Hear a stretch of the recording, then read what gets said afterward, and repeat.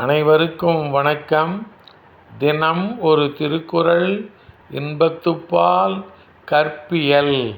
அதிகாரம் 130. நெஞ்சோடு புலத்தல். குறள் எண் 1294. இனி அன்ன நின்னொடு சூழ்வார் யார் நெஞ்சே துணி செய்து துவ்வாய்க்கான் மற்று.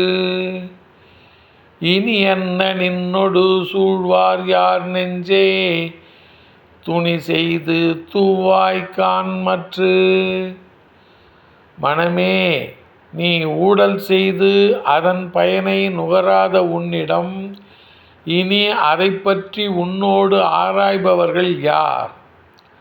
மனமே, நீ ஊடல் செய்து அதன் பயனை நுகராத உன்னிடம் இனி அதை பற்றி உன்னோடு ஆராய்பவர்கள் யார்?